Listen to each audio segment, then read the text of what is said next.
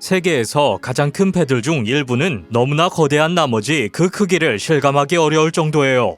유람선, 유조선, 항공모함 등 그것들은 너무나 거대해서 똑바로 세운다면 엠파이어 스테이트 빌딩, 시어즈 타워, 버즈 칼리프, 페트로나스 타워 등 세계에서 가장 높은 건물들에 비견할 정도예요. 많은 사람들은 타이타닉이 역사상 가장 큰 배였다고 생각하겠지만 그 이름에도 불구하고 오늘날 가장 큰 배들과 비교하면 타이타닉은 아주 작답니다. 오늘 세계에서 가장 엄청나게 거대한 배 열척을 살펴보시죠. RMS 퀸 메리 2호. RMS 퀸 메리 2호는 큐나드 라인을 대표하는 가장 거대한 원양 전기선이며 원양 전기선으로 운영되는 유일한 여객선이에요. 이 배는 고령화된 퀸 엘리자베스 2호를 대체하여 대서양을 정기적으로 건너기 위해 설계되었죠. 퀸 메리 2호는 전임자와 같은 증기선이 아니며 그 대신 4대의 디젤 엔진으로 구동되어 다른 유람선들보다 훨씬 빠른 최대 시속 56km를 자랑해요. 퀸 메리 2호의 시설에는 15개의 식당과 바, 5개의 수영장이 있으며 수영장들 중 2개는 야외 수영장이고 카지노와 무도회장, 극장, 그리고 바다 최초의 플라네타리움이 있어요. 이 배 안의 산책로는 대형 스크린으로 보호되어 승객들은 안전하게 갑판을 우회할 수가 있으며 620m의 고풍으로부터 보호됩니다. 시와이즈 자이언트. 일본에서 1979년에 건조된 시와이즈 자이언트는 2009년 은퇴하기 전까지 가장 긴 배였어요. 그 길이는 457m 정도로 뉴욕의 엠파이어 스테이트 빌딩 및 쿠알라 룸푸르의 페트로나스 타워를 포함한 세계에서 가장 높은 빌딩들보다 더 길었어요. 이 배는 오랜 시간 수차례 팔리면서 용도가 변경되었죠. 그 결과 이 배는 이름이 5개나 생겼어요. 그 이름들은 바로 시와이즈 자이언트, 해피 자이언트, 자흐레 바이킹, 노크 네비스, 그리고 몬트였어요. 시와이즈 자이언트는 일본의 조선소에서 스미토모 중공업에 의해 만들어졌어요. 약 10년 후 이란 이라크 전쟁 도중 페르시아만에서 공군의 공격이 있었고 그때 이 배는 석유 화재로 심한 손상을 입어 침몰하게 되었어요. 이 배는 전소된 것으로 선언되었지만 잔해는 인양되어 싱가포르로 운반되었고 거기서 수리를 받았죠. 그리고 해피 자이언트라는 이름으로 개명되어 활동을 재개했어요. 1991년 노르웨이의 선박 소유주인 조르겐 자흐레라는 사람이 이 배를 샀어요. 그는 값으로 3,900만 달러를 지급했고 자흐레 바이킹으로 이름을 바꾸었죠. 1991년부터 2004년까지 이 배는 노르웨이의 통제하에 운항되었고 그 후 이 배는 다시 팔려서 페르시아만으로 돌아가게 되었어요. 거기서 노크 네비스라는 이름이 붙여졌으며 항구적으로 정박된 저장고가 되었어요. 이 배는 다시 팔렸고 새로운 주인들은 이 배를 시에라 리온으로 옮겼어요. 이 배에는 몬트라는 이름이 붙여졌으며 2009년 인도로 최후의 항해를 시작했어요. 거기서 이 배는 의도적으로 해변에서 폐기되었어요. 36톤의 닻은 살아남았고 전시용으로 홍콩 해양박물관에 보내졌어요. TI급 초대형 유조선. 현재 운항 중인 가장 큰 유조선은 2002년에 건조된 TI급 초대형 유조선이에요. TI란 국제유조선의 약자예요. 이 선박들은 ULCC 초대형 유조선이라고 불리는 유조선 항목 중에서 가장 거대하며 1억 2천만 달러의 가치가 있어요. 2002년 이 거대 유조선들은 대한민국에서 대우조선 및 해양공학회사에 의해 건조되었어요. 그들은 원래 헬레스폰트 아람브라, 헬레스폰트 페어팩스, 헬레스폰트 메트로폴리스, 헬레스폰트 타라라는 이름이 붙여졌었죠. 이들은 길이가 366m 정도로 시와이즈 자이언트에 약간 못 미쳐요. 2004년 오버시즈 쉬폴딩 그룹에서는 그중 2척인 헬레스폰트 페어팩스와 헬레스폰트 타라를 구입해서 이름을 TI 오세아니아 및 TI 아프리카로 각각 바꾸었어요. 그들은 둘 다 남태평양을 가로질러 마샬 군도로 갔어요. 그때 선박 소유주인 유로나브는 다른 2척인 헬레스폰트 아람브라와 헬레스폰트 메트로폴리스를 구입해서 이름을 각각 TI 아시아 및 TI 유럽으로 개명했어요. 이 두 척은 유럽으로 향하여 벨기에로 가게 되었고 오늘날에도 여전히 운항 중이에요. 하지만 2010년에 TI 아시아와 TI 아프리카는 시와이즈 자이언트와 같은 운명을 맞이하게 되어 두 척 모두 석유 저장고로 전환되었어요. 거대한 크기 때문에 이 유조선들은 항구에 들어가 짐을 내릴 수도 없어요. 그 대신 그들은 작은 유조선에 석유 화물을 싣거나 작은 유조선들이 나중에 석유를 실으러 가는 해안의 플랫폼에 석유 화물을 내려야 해요. 이 TI들은 파나마 운하와 수에즈 운하를 모두 통과하지 못하죠. 이들은 속도를 내기 위해 만들어진 것이 아니므로 이들의 여행은 일반적으로 매우 길며 한 번에 2개월 이상을 바다 위에서 보내요. 머스크 트리플 E클래스. 머스크 컨테이너선은 항구 근처에 살거나 항구를 여행하는 사람들에게 흔히 보여요. 머스크 트리플 E클래스는 2011년에 건조될 당시에는 가장 거대한 컨테이너선이었어요.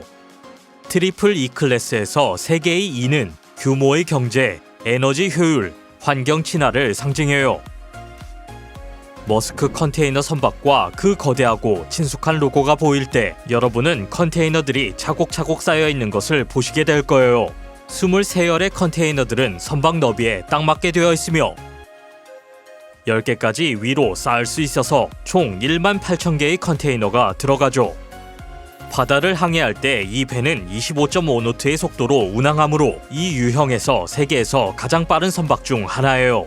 이 배는 인상적인 트윈 디젤 엔진 설계로 구동되며 엔진의 무게만 2,300톤이 나가요.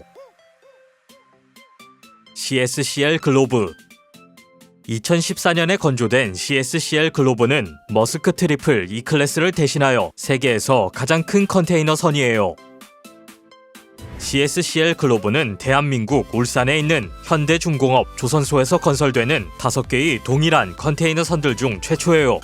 이들은 세계에서 가장 큰 컨테이너 선들이에요. CSCL 글로브는 길이가 366m, 너비가 61m, 깊이가 30m예요.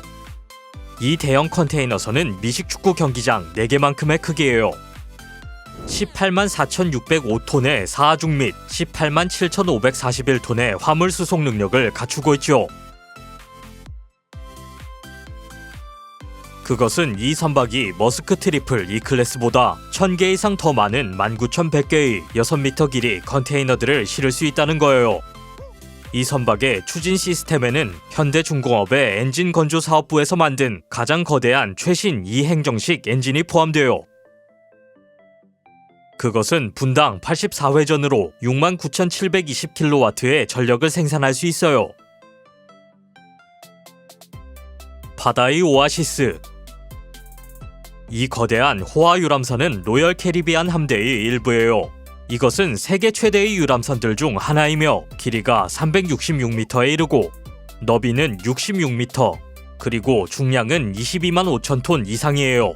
유람선 승객들은 18개의 갑판을 발견하게 될 것이며 24대의 엘리베이터를 타고 다니게 되죠. 이 배는 2,742개의 선실에 7,000명의 승객을 수용하며 승무원만 2,100명에 이뤄요. 이 배는 승객에게 제공할 것이 아주 많고 배 자체가 휴양지라서 승객들은 목적지에서 내릴 이유가 없을 정도예요. 이 배는 기본적으로 떠다니는 섬이라고 할 수 있어요.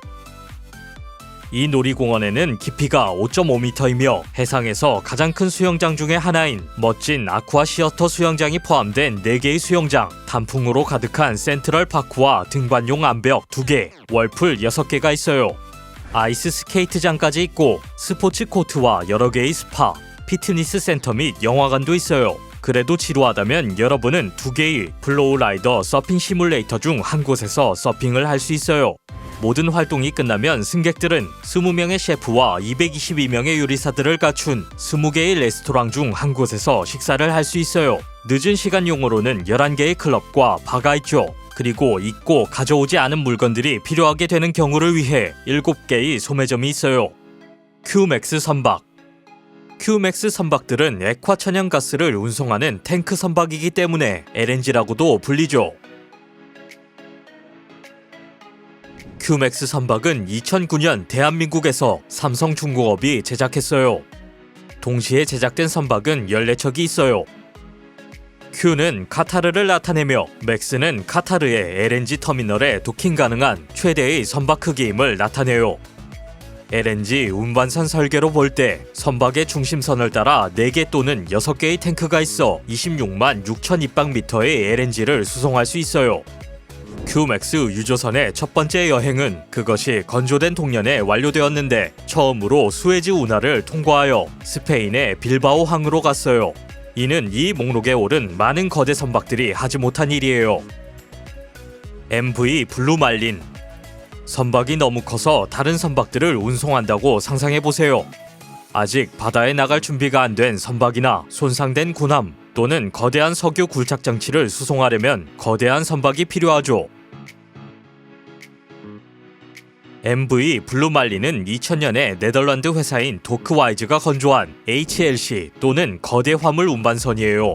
그것은 매우 큰 반잠수정 굴착 장치를 선상 갑판 위에서 운반하게끔 설계되었어요. 배는 벨러스트를 이용해서 바다 아래로 갑판을 잠기게 하고 벨러스트를 비우는 방식으로 화물을 위로 올려서 화물을 싣게 돼요. 이 배의 전체 길이는 396m 정도이며 사하중은 5만 6천 톤이에요.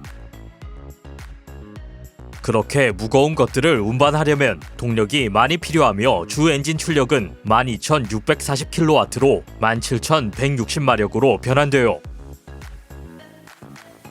이 배에는 38개의 선실이 있어서 60명의 승무원을 수용할 수 있어요. 승무원은 피트니스룸과 사우나, 수영장을 사용하여 배 위에서도 건강한 몸을 가꿀 수 있어요. 러시아 원자력 쇄빙선. 원자력 쇄빙선은 북쪽 해로에서 얼음으로 덮인 지역을 운항하는 데 사용되는 선박이에요. 원자력 쇄빙선을 만드는 유일한 국가는 러시아예요. 원자력 쇄빙선은 디젤 엔진을 가진 쇄빙선들보다 강력하죠. 원자력 추진을 만드는 것이 비싸긴 하지만 디젤 추진 선박들보다 훨씬 더 효율적이에요. 디젤 엔진은 연료 보급 전에 범위가 제한적이며 북극 지역에서는 연료 보급이 어렵기 때문에 디젤 선박은 쇄빙에 있어 덜 실용적이고 덜 경제적이에요. 원자력 선박에는 연료 보급이 필요하지 않아요.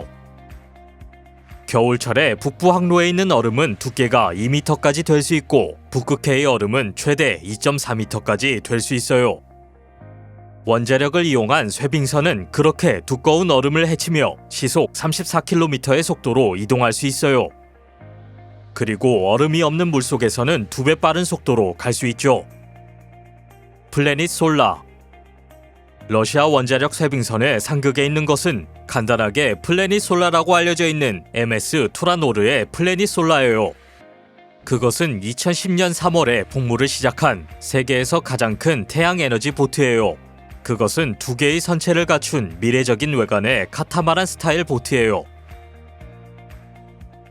이 100톤의 선박은 태양을 통과하기에 충분한 에너지를 모으기 위해 거대한 태양 전지판을 필요로 하죠. 511제곱미터의 광전지들은 갑판 위에서 거의 9톤의 리튬이온 배터리를 충전하며 이것은 2개의 선체 안에 저장돼요. 개시한 지 2년 만에 이 배는 세계를 일주하는 최초의 태양열 구동 선박이 되었어요.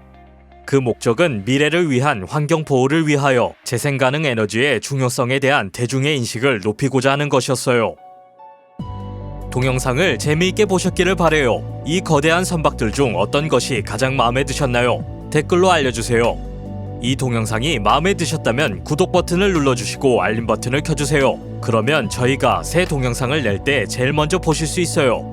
시청해주셔서 감사하고 다음에 또 만나요.